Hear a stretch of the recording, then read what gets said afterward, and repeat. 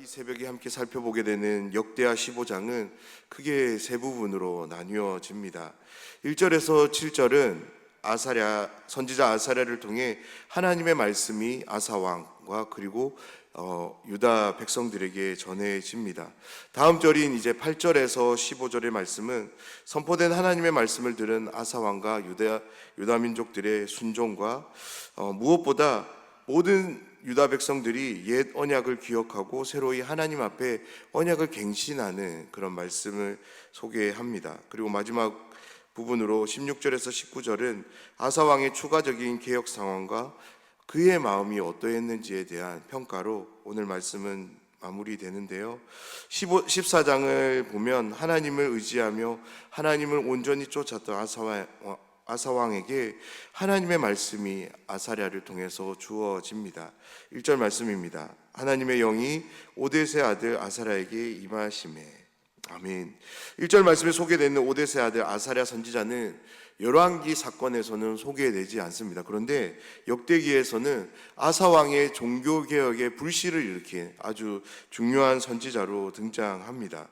구스 군대와 전쟁을 치른 아사 왕과 이스라엘 백성들은 정말로 지칠 대로 지쳤을 겁니다. 그런데 그때 하나님은 그들 가운데 개입하시고 전쟁에서 승리는 했지만 전쟁이라는 것이 결코 쉬운 활동이 아니었기에 그들의 몸과 마음의 힘듦은 어떻게 할 수 없었습니다. 이러한 가운데 하나님은 아사랴를 통해 아사 왕에게 그리고 유다 민족에게 말씀을 주십니다. 아사랴를 통해 전달된 하나님의 말씀은 너희가 하나님과 함께하면 하나님도 너희와 함께하고 너희가 하나님을 찾으면 하나님도 너희를 찾을 것이다 라는 말과 함께 만약 너희가 하나님을 버리면 하나님도 너희를 버릴 것이다 라는 경고 또한 함께 주어집니다. 사랑하는 여러분, 우리가 정말로 잊지 말고 기억해야 될 것이 있는데요, 그것이 무엇이냐면 우리가 함께 하신 하나님은 우리가 함께 하고 싶다고 해서 함께 하실 수 있는 하나님이 아니다 입니다. 다시 말해서 우리가 찾고 싶다고 해서 그렇게 찾아지는 하나님도 아니다라는 거죠. 하나님이 우리를 찾아오셔야지만 우리는 하나님과 함께 할 수 있고요, 그렇게 찾아오심을 통해 비로소 우리를 만나 주실 때 우리는 하나님을 만날 수 있습니다. 이어서 아사랴는 이스라엘의 신앙 상태가 어떠한지를 진단하며 말씀을 이어갑니다. 3절 말씀을 보겠습니다. 이스라엘은 참신이 없고 가르치는 제사장도 없고 율법도 없은 지가 오래되었으나. 아멘. 먼저 이스라엘 공동체 안에 하나님을 하나님으로 인정하지 않는 모습이 있었다라고 폭로합니다. 하나님이 아닌 다른 이방신들을 섬김을 통해 이스라엘의 하나님은 유일하신 하나님이 아닌 그들 가운데 여러 신들 중에 한 신으로 여겨지게 되었다라는 거죠. 조금 슬프게 이야기하면 이스라엘 공동체의 중심에 계셔야 될 하나님이 이제 중심이 아닌 변두리로 밀려난 것입니다. 변두리로 왜 밀려났을까요? 그들의 중심에서 더 이상 가장 소중한 대상이 되지 못했기 때문인 거죠. 하나님은 이스라엘의 왕으로 주인으로 중심의 자리에 계셔야 됐는데 그 자리에 하나님이 더 이상 계시지 못하게 된 것입니다. 이스라엘이라고 하는 나라에서 다시 말해서 하나님이 정말 실종된 것처럼 보여진 것입니다. 이것이 바로 이스라엘엔 참신이 없다라는 의미입니다. 절대 일어나서는 안 되는 일이 이스라엘 공동체, 특별히 유다 민족 가운데 일어난 것입니다. 그로 인해 제사장들이 할 일이 사라지게 되었고요, 사회의 절대 규범이 된 율법도 유명무실하게 된 것입니다. 이러한 현상은 단순히 일회적인 사건이 아닌 지속적인 사건으로 그들과 함께 하고 있었다라고 아사랴는 선언합니다. 그래서 어떻게 되었냐면 이스라엘 민족은 이제 하나님을 찾지 않는, 하나님과 함께 하지 않는 그런 공동체로 변해버렸다고 말씀합니다. 그런데 이것은 단지 신앙의 형태로만 함께한 것이 아니라 그 결과가 함께 주어졌는데요, 5절 말씀을 보면 온 땅의 모든 주민이 크게 요란하게 되었다라고 말합니다. 사람들의 왕래에 평안이 없었다라고 말하고요, 6절에서는 이 나라 저 나라에서 유다를 침입하는 일들이 성행해졌다고 말하고 무엇보다 하나님께서 그들에게 고난을 내리셨다라고 말씀합니다. 그런 상황이 왜 일어나게 되었는지를 깨닫기를 원하셨던 하나님께서 아사랴에게 말씀을 주신 거죠. 그래서 7절에서 아사랴는 이렇게 말하는데요. 그런즉 너희는 강하게 하라. 너희의 손이 약하지 않게 하라. 너희 행위에는 상급이 있음이라 하니라. 아멘. 하나님은 유다 민족이 다시금 마음을 돌이켜 하나님께로 돌아오기를 바라셨고, 그래서 아사랴를 통해 말씀을 주시고, 아사랴의 이 말을 들은 아사 왕은 믿음의 행동, 즉 순종을 보이는데요. 마음을 강하게 하고, 그래서 그 결과로 어떤 행동을 하냐면 가증한 물건들을 유다와 베냐민 땅에서 없애기를 시작합니다. 무엇보다 에브라임 산지, 다시 말해서 유다 민족뿐만 아니라 주변에 함께하는 자신의 그 통치권 안에 있는 그 지역들 안에 있는 그런 가증한 물건들도 다 찾아서 없애기를 시작합니다. 그리고 여호와의 제단 또한 재건하는데요. 특별히 여호와의 제단을 재건하는 이 행동은 하나님을 향한 아사 왕의 진심 어린 믿음을 우리는 엿볼 수 있습니다. 물론 보수가 필요해서 그 제단을 수리했을 수도 있습니다. 그런데 제사의 기능이 하나님과의 관계를 보여주는 것임을 우리가 생각해 볼 때, 아사 왕이 이 제단을 보수한다는 것은, 재건한다는 것은 단지 제사를 드리는 장소뿐만 아니라 제사를 드리게 되는 온 이스라엘 민족의 마음이 재건되기를 바라는 마음에서 이와 같은 사업을 진행한 것입니다.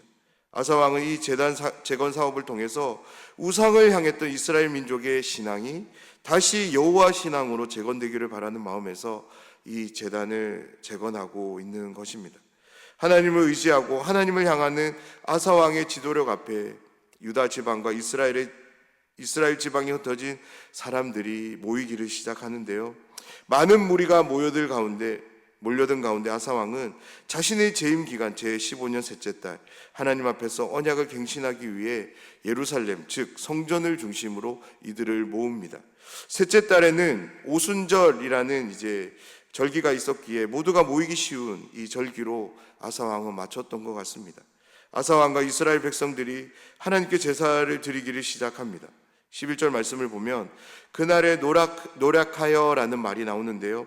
여기서 노략은 바로 앞장인 14장에서 구스 사람들과의 전쟁을 통해서 취한 전리품, 그것을 가리킵니다.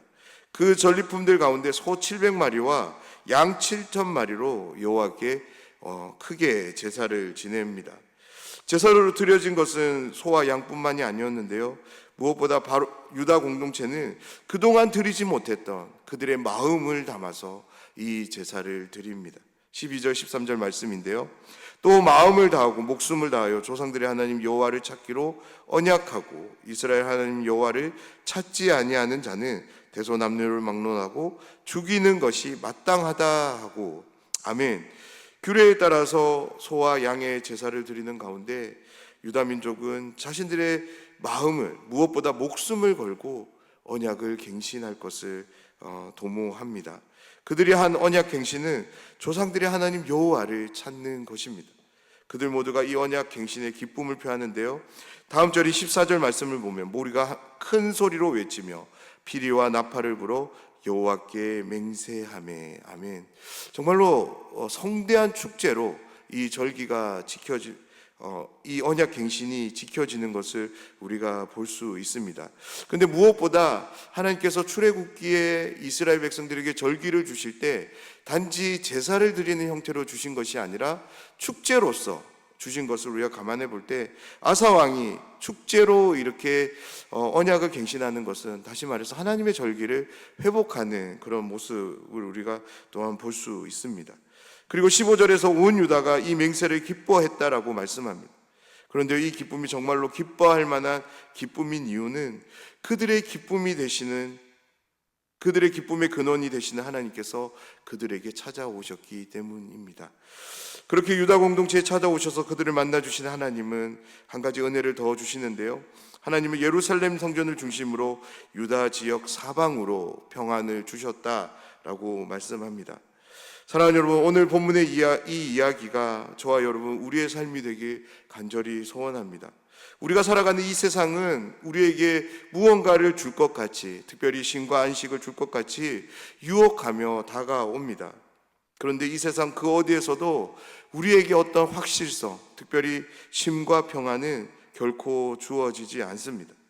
우리에게 참된 쉼과 안식, 평안, 무엇보다 이 세상을 살아가는 데 있어서 확실함은 어디에서 주어질까요? 바로 하나님으로부터 주어집니다. 그렇습니다. 하나님께서 우리에게 필요한 모든 것을 주시는 분, 그렇게 우리와 함께 하심을 늘 믿으시길 부탁드립니다. 사랑하는 여러분, 오늘 말씀에서처럼 하나님께서 우리가 거하게 되는 사방으로 평안을 주신다면 우리의 삶이 얼마나 복된 삶이 될 수 있을까요? 오늘 역대기 기자는 이 놀라운 삶을 살아갈 수 있는 방법을 우리에게 제안합니다. 그것은 우리가 하나님을 찾을 때인데요. 다시 오늘 이 본문이 어떻게 시작되어지는지를 우리가 한번 살펴보면 좋겠습니다. 이스라엘 백성들이 하나님을 찾게 된 동기가 무엇이냐면 하나님의 말씀이 선지자 아사랴를 통해서 전달되었을 때, 그때 그들이 하나님을 찾을 수 있게 된 것입니다. 사랑하는 여러분, 하나님의 말씀을 듣기를 늘 힘쓰시기를 부탁드립니다. 우리가 하나님을 찾고 싶어도 하나님의 말씀이 우리를 안내하지 않을 때, 인도하지 않을 때 우리는 결코 하나님을 찾을 수 없음을 기억하시기 바랍니다. 이 연약함을 늘 인정하며 살아가시는 모든 분들이 되시기를 바랍니다. 그러한 인정함을 통해서 늘 하나님 말씀 앞에 나오고 하나님의 말씀을 읽고 듣는 모든 분들이 되셨으면 좋겠습니다. 그로 인해서 우리가 하나님을 찾게 되고, 그로 인해서 하나님이 우리를 만나 주시게 될 때 하나님의 평안이 우리의 삶 사방으로 주어지게 될 줄 믿습니다. 오늘 말씀을 보면 15절까지는 정말이지 너무나도 은혜로운 말씀으로 이어집니다. 하나님의 말씀이 선포되고요, 그 선포된 말씀에 순종합니다. 그리고 하나님 앞에서 다시금 언약을 갱신하는 그런 은혜의 장면들이 계속적으로 이어집니다. 그런데 16절에서 분위기가 완전히 바뀌는데요, 이 축제와도 같은 분위기가 식지도 전에 역대기 기자는 한 가지 신앙의 일탈을 소개합니다. 16절 말씀을 보면 아사 왕의 어머니 마아가가 아세라의 가증한 목상을 만들었다라고 소개합니다. 이제 좀 특별히 설명드리고 싶은 것은 한글에서는 아사 왕의 어머니 이렇게 번역되는데요, 우리가 열왕기와 역대기 말씀을 계속적으로 읽어가면 마아가는 르호보암의 아내로 소개됩니다. 다시 말해서 아사 왕의 어머니가 아니라 아사 왕의 할머니가 되는데요, 그렇다면 왜 어머니로 번역이 되냐면 이 어머니로 번역된 히브리어는 M이라는 히브리어인데요, 이 단어가 어머니를 의미하기도 하지만 할머니도 가리킵니다. 우리가 잘 알고 있는 이제 아브라는 히브리어가 아버지도 가리키지만 할아버지도 가리키는데요, 왜 여기서 어머니로 소개됐냐면 바로 이 마아가가 태우의 역할을 한 것을 감안해서 이렇게 어머니로, 이제 국가의 어머니라는 의미를 담아서 그렇게 어머니로 번역을 했습니다. 평안한 시대 더할 나위 없이 행복을 누리는 가운데 아사 왕의 할머니의 돌발적인 행동이 소개됩니다. 그런데 아사 왕이 이 모습 앞에서 단호한 결정을 내리는데요, 그것은 혈육에 얽매이지 않고 오로지 하나님만을 바라보며 종교개혁을 진행했다라는 거죠.